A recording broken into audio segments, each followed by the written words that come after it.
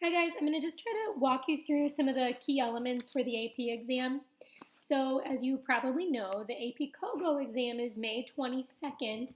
It's at 11 a.m. You have to take this test. If you go back and read Mr. O'Connell's email about this, he says you need to show up about 30 minutes before test time. So, you need to get logged in, ready to go, because they're going to have you fill everything out, and then the test will start promptly at 11. So, make sure you're online ready to roll before that time. Go back and review Mr. O'Connell's email for more information just about what you can have with you. If you need to have a makeup, that's offered June 5th, but you have to, that's really if there's a problem, if there's really something that you already know about that would prevent you from taking it on the 22nd and you need to get that taken care of, or if you run into some major technical issue on the 22nd, we would use that date. But for everybody else, it's May 22nd at 11 a.m. I think this is funny. I hope you're not going to take the exam with a cell phone, but it can be taken with a cell phone, laptop, tablet. You can handwrite it and upload it. So, make plans now to figure out what you're going to write your exam on. There's going to be a simulation provided for you to help you learn how to upload. I imagine it won't be difficult, but that's what they're going to do, I think, in that time before the exam begins. Okay, so as you probably know, the exam, or maybe you don't, the exam is shortened down to 2 FRQs. One is the argumentative essay. You're going to have 25 minutes for that. This is obviously the longer one, worth 55% of the overall score. It's been simplified to not include what's called the alternate perspective, which is where you have to say what somebody arguing against you would think. But we're not even going to worry about that because you're not going to have to do it.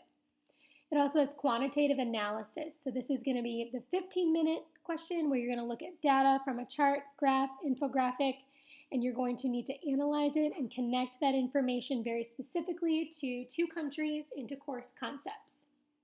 So, as you also probably know by now, we're only doing units 1 through 3, which is political systems, political institutions, political participation, not units, that's a typo, units 4 through and 5 on parties and elections or political and economic changes.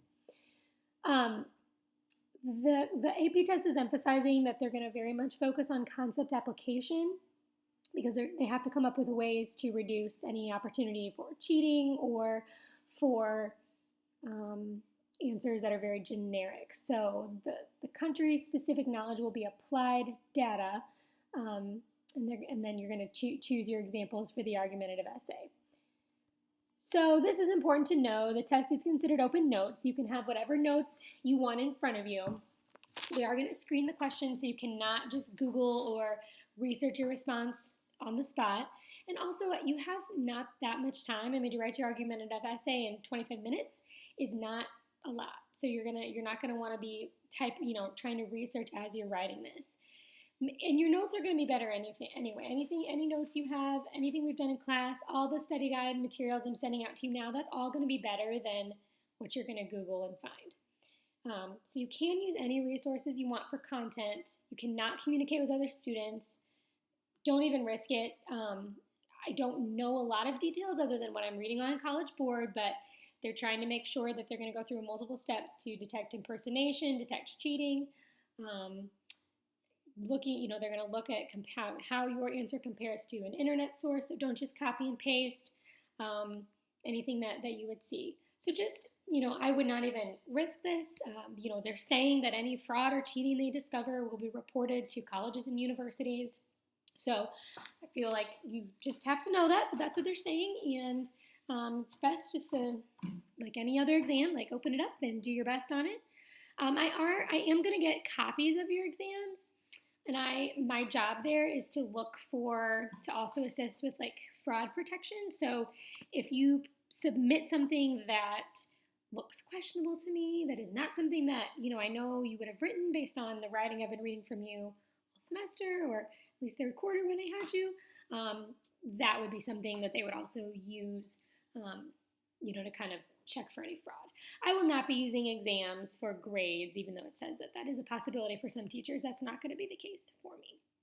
Okay, so that's our notes on the AP exam in general. And I've got a whole bunch here. Let me show you an example, and you're gonna do one of these later today, but I want to go to the argumentative essay and show you. This is the one I'm going to assign you later. And those of you who took AP GoPo, we practiced this kind of essay the most. So respond to all parts of the question. In your response, use substantive examples where appropriate. Develop an argument as to whether or not executive term limits can serve as effective checks on power in an authoritarian regime.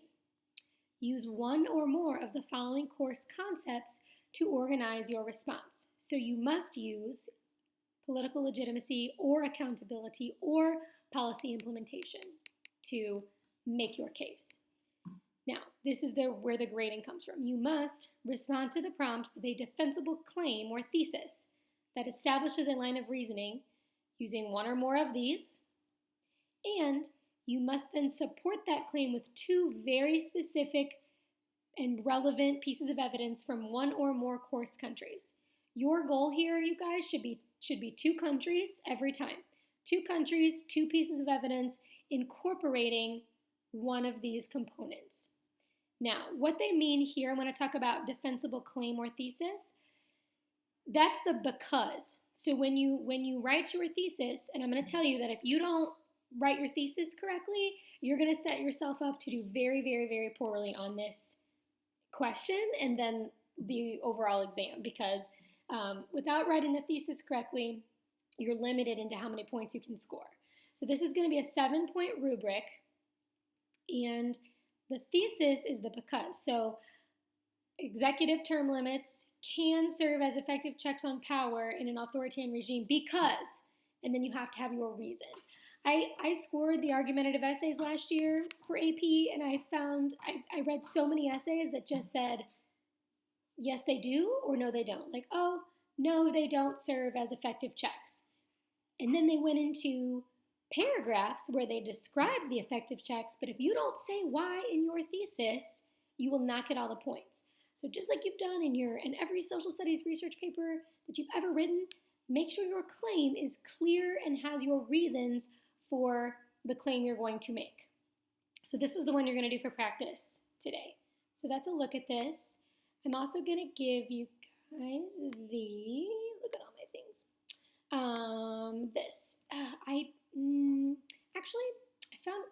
I'm going to use this, even though I think this is kind of not very user-friendly, but that's okay. Okay, so the claim or thesis is just worth 1 point. You get 1 point for responding to the prompt with a defensible claim or thesis. So it says here, it responds to the prompt rather than restating or rephrasing and establishes a line of reasoning.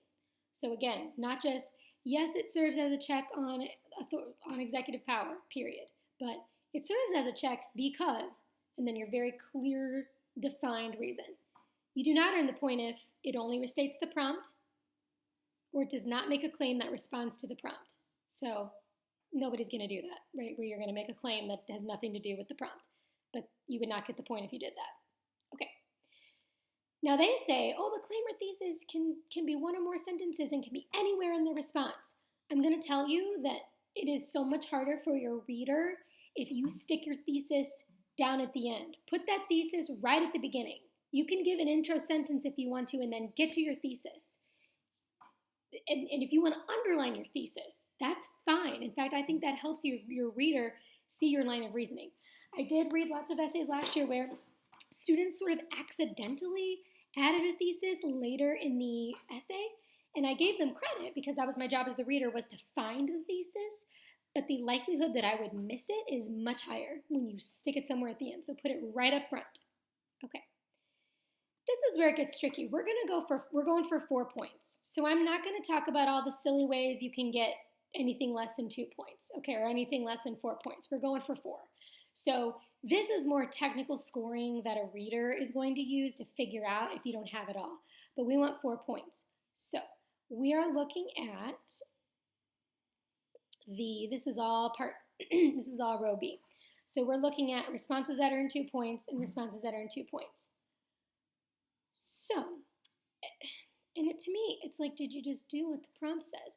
So you need to provide 2 pieces of evidence which the prompt asks you to do. 2 pieces of evidence that are relevant to the course concept in the prompt. Okay, so the course concept in the prompt would be this. So it says use one or more of the following course concepts: political legitimacy, accountability, policy implementation in this one. So whichever one you pick, you need to then give 2 pieces of evidence that relate to that, not something else. So pick one that you can come up with 2 pieces of evidence for. That's what that scoring guide is talking about. Where was I? Okay. You might get 1 point if you only pick 1 piece of evidence that is relevant. You are going for 2 points, so 2 pieces of evidence. They also need to be connected to the course countries, providing 2 pieces of evidence that are relevant to the course concept and from one or more course countries. To me, this is silly that we've broken it down this much. That's obvious to me. So you're going to choose, let's say you choose to talk about legitimacy, and you're going to give an example from China, and you're going to give an example from, where else do we have? From Mexico, and their limited term limit, their 1 term limit, and you're going to connect it and talk about how that increases or decreases legitimacy or whatever. Pretty straightforward. Pick 2 countries. It has to be accurate information. So you're not going to get all those points if you say something that's inaccurate. So make sure you can choose concepts that relate to a country in an accurate way, explain them, explain what the country does, and then connect it back to this. Okay? Part C is your reasoning. Explain how or why both pieces of evidence support the claim. So, I want you in the thesis to be writing because. This is my answer because, and then down here, I want you to write the phrase, this evidence supports my claim because, which seems so not great in terms of writing, but that is going to ensure that you get this point here. For each, you give a piece of evidence, this is closing the loop. Explain how this supports your claim. This supports my idea because. You must explain the relationship between the evidence provided and the claim for 2 pieces of evidence. If you only do it for 1, you only get 1 point.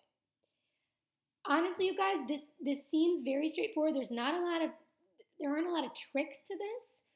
I guess a tip of mine would be, write a little more than you think is necessary. Dumb it down as much as you think it's necessary. Pretend your reader doesn't know anything about this course and spell it out for them. That's why I'm telling you to write down, this evidence supports my claim because, so that you really ensure that you're getting all the information and meeting every component of this checklist. I'm going to post this for you and have you use this rubric to score yourself today. And again, I'm really only focusing on the full credit down here, because if you're not doing this, this gets into the nitty-gritty of like, well, you did it for one, but not the other. And if you find that you write an answer and that's the case, you can ask a question and let me know if you want me to take a look at something on your FRQ.